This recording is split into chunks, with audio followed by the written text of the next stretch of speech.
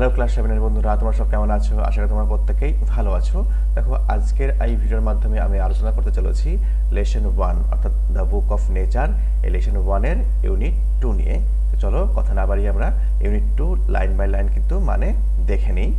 দেখো, ইউনিট 2 শুরু হচ্ছে এইভাবে। দেখো কি বলছে, you read history in books. দেখো, তুমি কিন্তু ইতিহাস পড়ো, ঠিক আছে? You read history in books অর্থাৎ বইয়ে তুমি ইতিহাস পড়ো।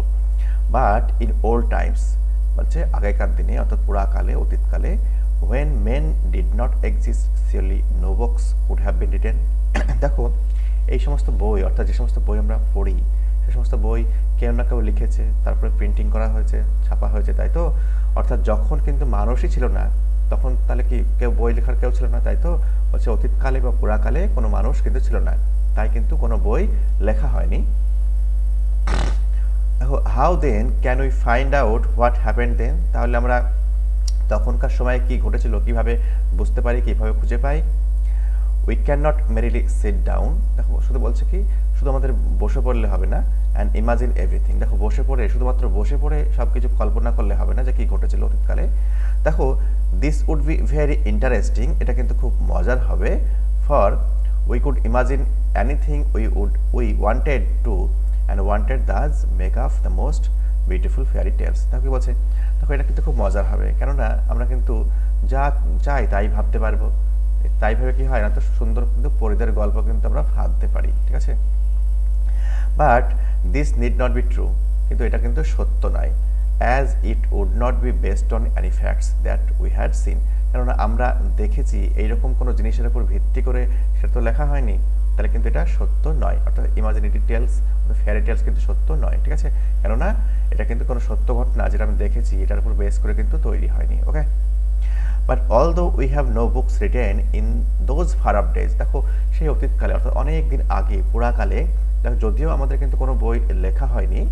দেখো, ফর্চুনেটলি কথা মানে হচ্ছে সৌভাগ্যবশত, we have something which tell us a great deal. দেখো, আমাদের সৌভাগ্যবশত কিছু জিনিস রয়েছে যেটা আমাদেরকে অনেক তথ্য দেয়। বলা হচ্ছে which tell us a great deal. Great deal বলতে অনেক কিছু আমাদের বলে।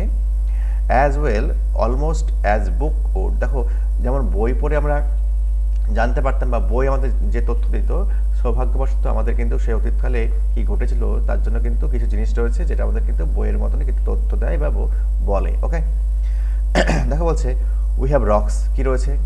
দেখো, আমাদের রয়েছে শিলাখণ্ড, মাউন্টেন্স পাহাড় রয়েছে, অ্যান্ড সিজ সমুদ্র রয়েছে, and stars and rivers and desert and fossils of old animals. দেখো কি বলছে, তাহলে আমাদের রক্স রয়েছে, শিলা রয়েছে, পাহাড় রয়েছে, সমুদ্র রয়েছে, নক্ষত্র রয়েছে, নদী রয়েছে, মরুভূমি রয়েছে, এবং প্রাচীনকালে যে সমস্ত প্রাণীরা মারা গিয়েছিল তাদের জীবাশ্ম রয়েছে।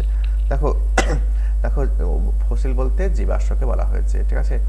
দেখো, অনেক সময় মাটির তলা চাপা পড়ে যায়, তো সেই সমস্ত কিন্তু প্রামাণিক যে জিনিসপত্র সেগুলো কিন্তু আমাদের কিন্তু এখনো রয়ে গেছে। ওকে, দেখো এই লাইনটাতে আন্ডারলাইন করে রেখেছি কেন? তো এই লাইনটা কিন্তু ভালো করে বোঝো, এই লাইনটা থেকে পরবর্তী ক্ষেত্রে কিন্তু প্রশ্ন রয়েছে। বলছে we have rocks, mountains and seas, stars and rivers and deserts and কি বলছে ফসিলস অফ ওল্ড অ্যানিমালস। দেখো, এই জিনিসগুলো কিন্তু অতীতকালে কি ঘটেছিল সেটা কিন্তু সম্পর্কে কিন্তু অনেক ডিটেলস বা তথ্য কিন্তু আমাদের সামনে দেয়।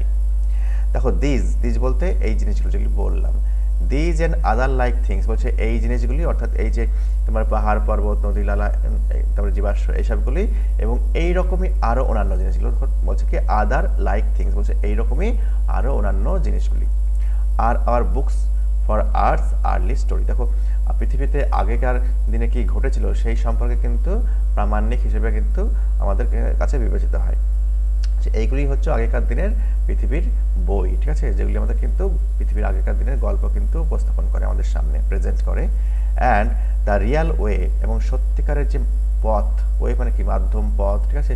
টু আন্ডারস্ট্যান্ড অর্থাৎ এটা বুঝতে আমাদের সাহায্য করে। The story is not merrily to read about in কি বলছে about it in other people's book. দেখো, শুধুমাত্র অন্যের লেখা বইয়ে বা অন্যের লেখা বই পড়েই কিন্তু আমরা শুধু অতীতকালে কি ঘটেছিল এটা সম্পর্কে কিন্তু আমরা শুধুমাত্র বুঝলে আমাদের চলবে না, ঠিক আছে? কি করতে হবে তাহলে? দেখো, but to go to the great book of nature itself, কিন্তু প্রকৃতির যে মহান যে বই সেই বইয়ের মধ্যে আমাদের প্রবেশ করতে হবে। দেখো you you will I hope should begin to learn. দেখো এখানে ইউ বলতে ইন্দিরা গান্ধীর কথা বলা হয়েছে এবং আই বলতে এখানে জওহরলাল নেহরুর কথা বলা হয়েছে, ঠিক আছে। দেখো ইউ উইল আই হোপ অর্থাৎ বাবা কিন্তু বলছে কি জওহরলাল নেহরু আশা করছেন যে ইন্দিরা গান্ধী খুব শীঘ্রই কিন্তু প্রকৃতির যে বই সেটাকে কিন্তু রিড করা শিখে যাবে। Read the story from the rocks and mountains. দেখো কি বলছে এখানে জওহরলাল নেহরু আশা করছেন যে ইন্দিরা গান্ধী খুব সহজেই কিন্তু প্রকৃতির বই কিভাবে রিড করতে হয় খুব সহজেই কিন্তু শিখে যাবে, ঠিক আছে। কোত্থেকে শিখবে? শিলা থেকে এবং পাহাড় থেকে। দেখো ফ্রম রকস বলা হয়েছে এবং mountains. Imagine how fascinating is. দেখো কল্পনা করো কতটা মজার হবে, কতটা আকর্ষণীয় হবে। ফ্যাসিনেটিং মানে যে মজার বা আকর্ষণীয়, আর ইমাজিন করা মানে কি কল্পনা করা। দেখো এটা ইম্পারেটিভ সেন্টেন্সে রয়েছে, ইউ অর্থাৎ সাবজেক্ট উজ্জ রয়েছে, দেখো শুধুমাত্র ভার্ব দিয়ে শুরু হয়েছে। Imagine how fascinating it is, ঠিক আছে। কল্পনা করো মানে ইউটা উজ্জ রয়েছে, কল্পনা করো বা ভাবো কতটা মজার হবে বা আকর্ষণীয় হবে। আশা করি প্রথমকার স্ট্যান্জা বুঝতে পেরেছো। চলো এবার আমরা সেকেন্ড স্ট্যান্জা এক এক করে কিন্তু দেখে নেব। দেখো ইভেন লিটল স্টোন, কি বলছে এভরি লিটল স্টোন, বলছে প্রত্যেকটা ছোট ছোট শিলাখণ্ড, দ্যাট ইউ সি লাইং। দেখো আমরা জানি কি এল আই ই, লাই মানে পড়ে থাকা হয় বা শুয়ে থাকা হয়, মিথ্যা কথা বলা হয়, আবার কিন্তু শুয়ে থাকাও হয়। লাই মানে মিথ্যা কথা বলা হয়, ঠিক আছে, টেলে লাই হয়, ঠিক আছে, আবার শুয়ে থাকা হয়, ঠিক আছে। যখন এর সঙ্গে আইএনজি যুক্ত হবে তখন কিন্তু স্পেলিংটা চেঞ্জ হয়ে LYING হয়ে যায়। আশা করি বোঝা গেছে। দেখো every little stone that you see lying in the road or the mountain side. দেখো বলছে maybe a little page in nature's book and maybe able to tell you something if you only knew how to read it. দেখো প্রত্যেকটা ছোট ছোট যে শিলাখণ্ড যেটা তুমি পড়ে থাকে, দেখো কোথায় দেখতে পাও? হয়তো রাস্তাতে অথবা পর্বতের পাদদেশে, সাইডে বলা হয়েছে মাউন্টেন সাইড অর্থাৎ পাহাড়ের পাদদেশে। দেখো maybe a little page in nature's book, এটা হতে পারে কি প্রকৃতির বুকের বা প্রকৃতির যে বই সেই বইয়ের একটা ছোট্ট একটা পৃষ্ঠা। অ্যান্ড মেবি অ্যাবেল এবং কি সক্ষম হতে পারে। দেখো বলছে if maybe able to tell you something, তোমাকে কিন্তু কিছু বলতে পারে যদি if you only knew how to read it, যদি তুমি জানো কি করে এই যে প্রকৃতির যে বই সেটা তুমি পড়তে কীভাবে হয় সেটা যদি তোমার জানা থাকে তাহলে কিন্তু এই ছোট্ট নুড়িখণ্ড বা শিলাখণ্ড তোমাকে কিন্তু অনেক কিছু বলতে পারে। To be able to read any language, দেখো কোনো ল্যাঙ্গুয়েজ বা ভাষা যদি পড়তে মানে সক্ষম হও, তাহলে দেখো হিন্দি, উর্দু আর ইংরেজি, অর্থাৎ কোনো ভাষা যে ভাষাই হোক না কেন, এখানে হিন্দি, উর্দু এবং ইংরেজি কথা বলা হয়েছে, যে ভাষাই হোক না কেন, তাহলে কি করতে হবে প্রথমে? দেখো you have to learn its alphabet, তাহলে তোমাকে প্রথমে শিখতে হবে এর বর্ণমালা। অ্যালফাবেট কথা মানে হচ্ছে বর্ণমালা। দেখো এক একটা লেটারকেও অ্যালফাবেট বলা হয়, আবার একসঙ্গে সবগুলো লেটারকেও একসাথে অ্যালফাবেট বলা হয়, ঠিক আছে, বর্ণমালা, ঠিক আছে। দেখো কি বলছে, তাহলে কি করতে হবে? দেখো যে কোনো ল্যাঙ্গুয়েজ, সেটা হিন্দি হোক, উর্দু হোক বা ইংরেজি হোক, যদি পড়তে হয় বা জানতে হয় তাহলে কিন্তু এর কিন্তু প্রথমে অ্যালফাবেটগুলো শিখতে হবে, বর্ণমালা শিখতে হবে, যেমন ABCD ইংরেজির ক্ষেত্রে বলা হচ্ছে, ঠিক আছে। তেমনই প্রকৃতির বই যদি পড়তে হয় তাহলে প্রকৃতির যে অ্যালফাবেটস রয়েছে সেই অ্যালফাবেটগুলো আমাদের প্রথমে শিখতে হবে, জানতে হবে, তাহলে আমরা রিড করতে পারবো। So also you must learn the alphabet of nature before you can read her story in her books of stone and rocks. দেখো তাহলে দেখো তোমাকে কি করতে হবে? প্রকৃতির যে অ্যালফাবেটস রয়েছে, বর্ণমালা রয়েছে, সেগুলি আগে শিখতে হবে প্রকৃতির বই পড়ার আগে, ঠিক আছে। দেখো কি বলছে, বিফোর মানে কি আগে, you can read her story, বলছে প্রকৃতির যে বই সেই বই পড়ার আগে তোমাকে কি করতে হবে? প্রকৃতির যে অ্যালফাবেটস রয়েছে সেই অ্যালফাবেটগুলো কি, স্টোনস, রকস, তারপর যে নদী, নালা, তোমার ডেজার্টস, এই সমস্তগুলো হচ্ছে প্রকৃতির এক একটা অ্যালফাবেট, ঠিক আছে। Even now perhaps you know a little how to read this, কি বলছে এমনকি এখন তুমি অল্প বিস্তর জানো কি করে পড়তে হয়। দেখো লিটিল বলা হয়েছে, আ লিটিল মানে অল্প বিস্তর, আ লিটিল, ঠিক আছে। শুধু লিটিল থাকলে negative বোঝাতো।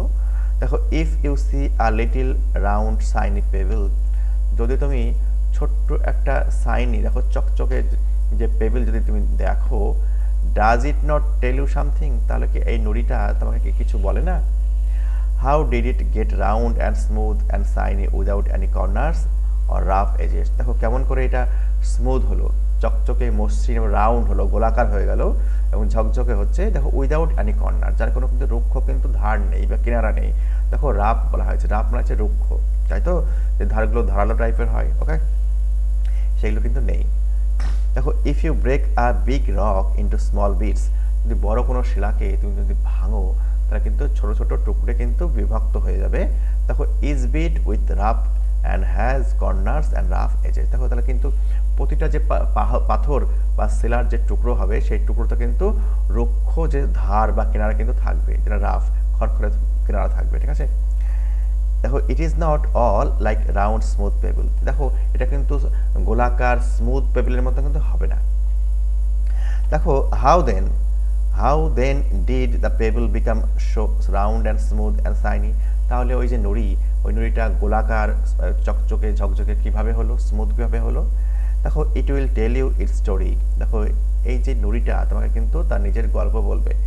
If you have good eyes to see and ears to hear, যদি তোমার ভালো চোখ থাকে দেখার এবং ভালো কান থাকে শোনার, তাহলে কিন্তু এই নুড়িটা কিন্তু তার নিজস্ব কিন্তু গল্প তোমাকে বলবে, কেমনভাবে কিন্তু এই নুড়িটা স্মুথ তারপর তোমার চকচকে হলো সেইটা, সেই ব্যাপার সম্পর্কে।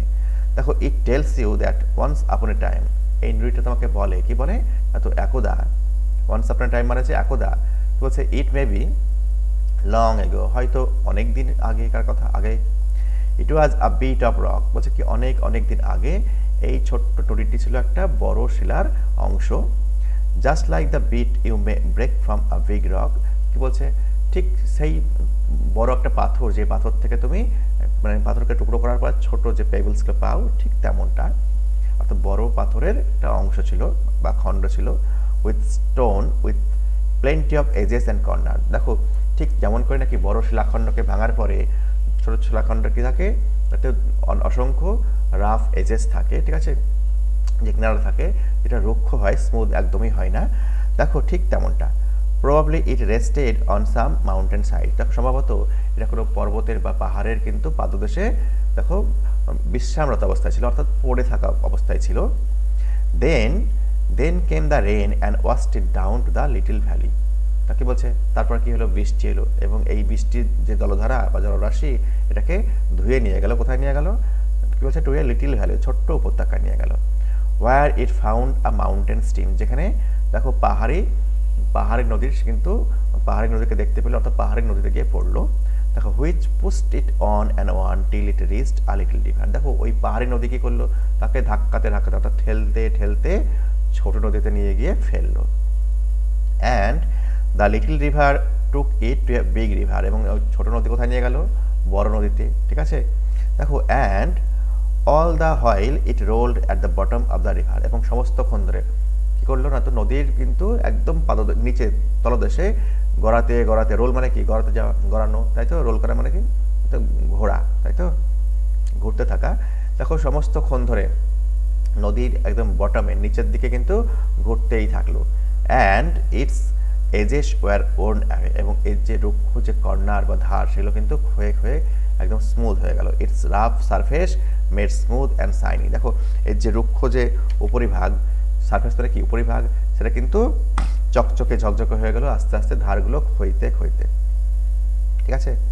So it became the pebble that you see, দেখো এই তুমি যে পেবল বা নুড়ি দেখতে পাচ্ছ, যেটা স্মুথ শাইনি ঝকঝকে চকচকে, ঠিক আছে, ঠিক সেই নুড়িতে কিন্তু পরিণত হলো। সে পরিণত হতে গেলে কিন্তু কি হলো, দেখো পাহাড়ের যে নদী, সেই নদীর তোমার সান্নিধ্যে আসলো, সেই নদী নিয়ে গেল ছোট নদীতে, ঠিক আছে, সেই ছোট নদী কি করলো, আবার ঘোরাতে ঘোরাতে বড় নদীতে নিয়ে গেল। তার যে কোর্স অফ জার্নি, এই কোর্স অফ জার্নিতে তার যে রুক্ষ যে কিনারা বা ধার, সেটাকে কিন্তু দেখো ক্ষইতে ক্ষইতে সেটা একটা চকচকে ঝকঝকে স্মুথ শাইনি পেবলে কিন্তু পরিণত হলো, সেটা বলা হয়েছে এখানে। দেখো somehow the river left it behind and you found it, তো সম্ভবত, লাইনটা ভালো করে বোঝো, এখান থেকে কিন্তু পরবর্তী ক্ষেত্রে প্রশ্ন রয়েছে। সম্ভবত নদী তাকে পিছনে ফেলে গিয়েছে, ঠিক আছে, এবং তুমি কিন্তু এটাকে খুঁজে পেয়েছো। তাহলে কি বললাম, সম্ভবত নদী এটাকে পিছনে ফেলে গিয়েছে, লেফট ইট বিহাইন্ড, লিভের থেকে লিভের পাস্ট ফর্মসে লেফট, পিছনে ফেলে গিয়েছে এবং তুমি এটাকে খুঁজে পেয়েছো, ইউ ফাউন্ড ইট। ইফ যদি if the river had carried it one, যদি নদী তাকে ফেলে না গিয়ে আবার ফার্দার তাকে সামনের দিকে নিয়ে যেত, তা কি হতো? It would have become smaller and smaller till at last it became a grain of sand and joined its brothers at the seaside to make a beautiful beach where little children can play and make castle out of the sand. দেখো নদী যদি পিছনে তাকে ফেলে না দিয়ে আর সামনের দিকে নিয়ে যেত, ঠেলতে ঠেলতে, তার কি হতো? এই নুড়িটা ক্ষইতে ক্ষইতে কি হতো? ওটা তো সুন্দর একটা বালির দানাতে পরিণত হতো, ছোট্ট একটা বালির দানাতে। দেখো আ গ্রেন অফ স্যান্ড বলা হয়েছে। আ গ্রেন অফ স্যান্ড মানে হচ্ছে বালির একটা দানা বা বালির ছোট্ট একটা টুকরো বলা যেতে পারে, যেটা দেখো কি করতো না তো তার যে ভাই বোনদের সাথে, দেখো ভাইদের সাথে জয়েন করতো কোথায় না তো সমুদ্রের ধারে, ঠিক আছে? এবং সমুদ্রের ধারে যে বালি পড়ে, আমরা জানি কি সমুদ্রের ধারে বালি পড়ে থাকে, তাই তো? সেখানে দেখো ছোট ছোট বাচ্চারা কি করতো? হয়তো খেলা করতে পারে এবং দুর্গ বানায় বালি দিয়ে, তাই তো? দেখো নেক্সট বলা হয়েছে if a little pebble can tell you so much, যদি আমরা দেখো যদি ছোট্ট একটা নুড়ি তোমাকে এত কিছু বলতে পারে, how much more could we learn from all the rocks and mountains, দেখো কত বেশি আমরা শিখতে পারবো, দেখো অল দ্য রক সমস্ত শিলা থেকে এবং পাহাড় থেকে, and May other things we see around us, এবং আরও অনেক অন্যান্য জিনিস যেগুলো আমাদের চারিপাশে আমরা দেখতে পাই, সেসব জিনিস দেখো আমাদের তাহলে কত কিছু বলবে, তাই না? এই হচ্ছে আলোচ্য টেক্সট। তোমরা আলোচ্য টেক্সটটা দরকার হলে বেশ কয়েকবার ভিডিওটি দেখো, রিউইন্ড করে দেখো, পজ করে দেখো, তাহলে প্রথম থেকে আবার দেখো, তো দেখবো তোমাদের লাইন বাই লাইন কিন্তু মানে ক্লিয়ার হয়ে যাবে। দেখো আশা করি ভিডিওটি তোমাদের ইনফরমেটিভ বলে মনে হয়েছে। তোমাদের যদি কাজের বলে মনে হয়, ইনফরমেটিভ বলে মনে হয়, তাহলে ভিডিওটিতে একটা লাইক দিও এবং সাবস্ক্রাইব করে আমার চ্যানেলে অবশ্যই যুক্ত থেকো। আমি কি করি, তো আমার চ্যানেলে এইরকমই ইনফরমেটিভ ভিডিও কিন্তু আপলোড করতেই থাকি। ভালো থেকো, সুস্থ থেকো। পরের ভিডিওতে আমি এই ইউনিট 2 এর প্রশ্নোত্তর নিয়ে হাজির হব।